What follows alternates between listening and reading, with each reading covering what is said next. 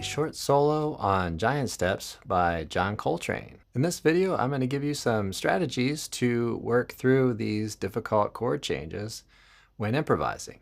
And I'll have a free PDF on some of the topics that I cover here.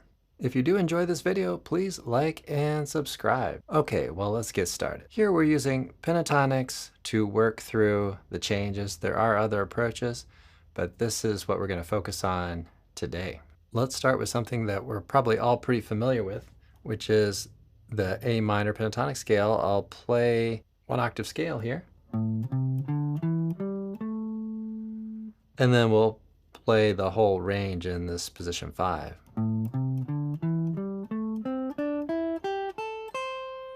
So there are 5 notes in this scale. So 5 essentially modes or chord scales that you can develop out of it. So one important one here would be the C major pentatonic.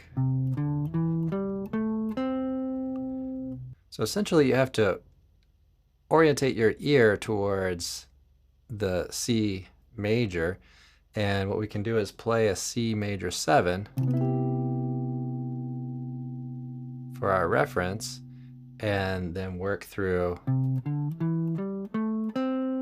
a 1 octave scale, play the chord, and then the full range.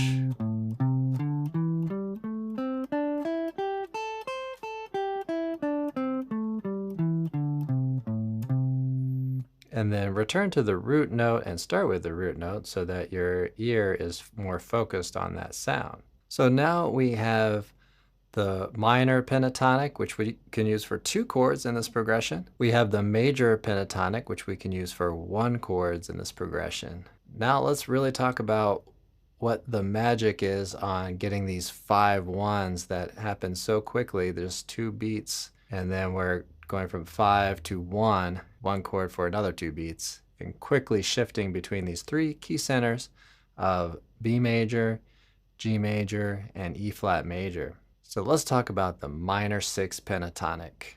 The minor 6 pentatonic is very similar to the minor pentatonic. So let's compare it to the A minor we just talked about earlier. So instead of playing that A minor pentatonic, we're going to play this, the A minor 6 pentatonic. So instead of G, we're going to play F sharp, or instead of the flat 7, we're going to play the natural 6. Now if you can play that 1 octave and then work at the whole range within this fingering,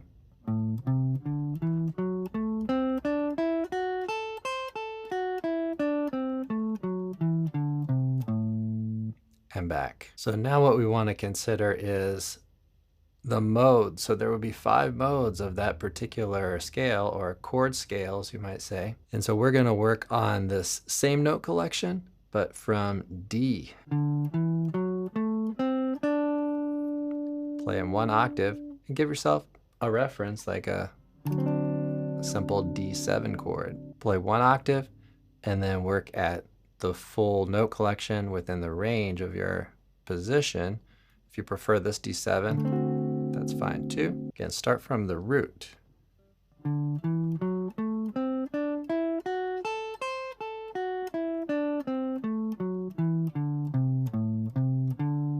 then repeat the chord.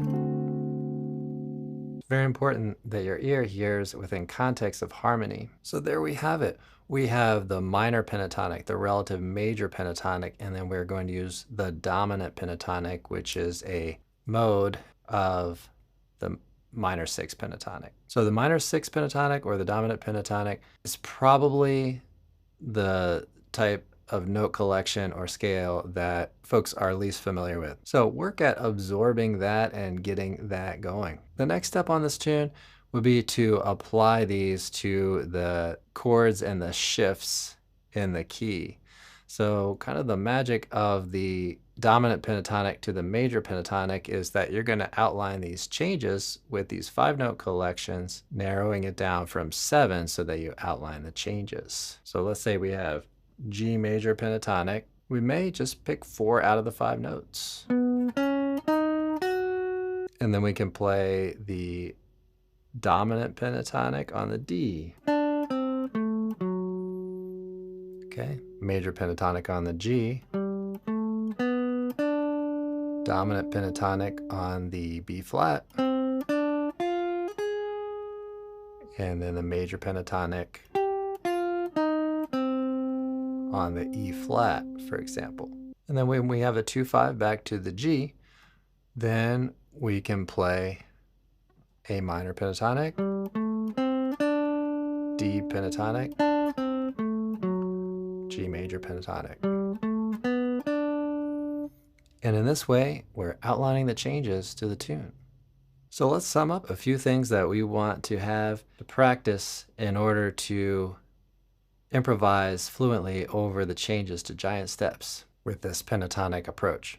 Be able to play the pentatonic scale from the relative major and the relative minor and apply that to the chord that you're working with. For the dominant seventh chords, you're working with what's known as the dominant pentatonic, which is a mode of the minor 6 pentatonic. It's really just like a dominant 7 arpeggio with another tone, the 9. So D7 or D9 would sound like this.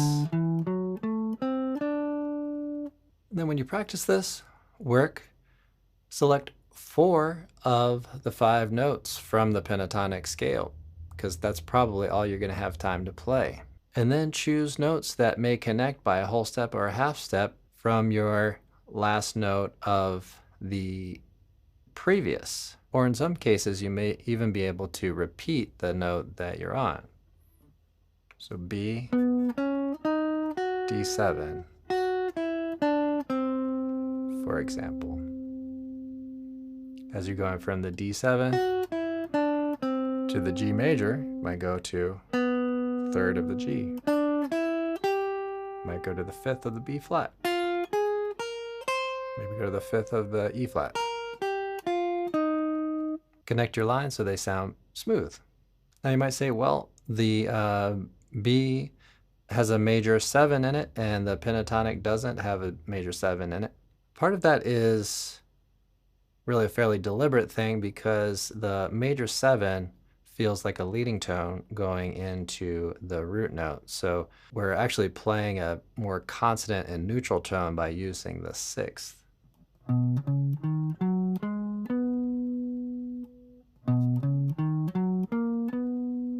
So that's the 6th versus the major 7. But keep in mind, this is just one approach. So see what you like with it and see if it helps you to effectively work through the changes on this tune. Okay, well that's going to do it for this video. We have more lessons on this tune and others on our website, fretprints.com. So sign up for a free 7-day trial. The link is down in the description below. Enjoy your practice session, and I'll see you all in the next one.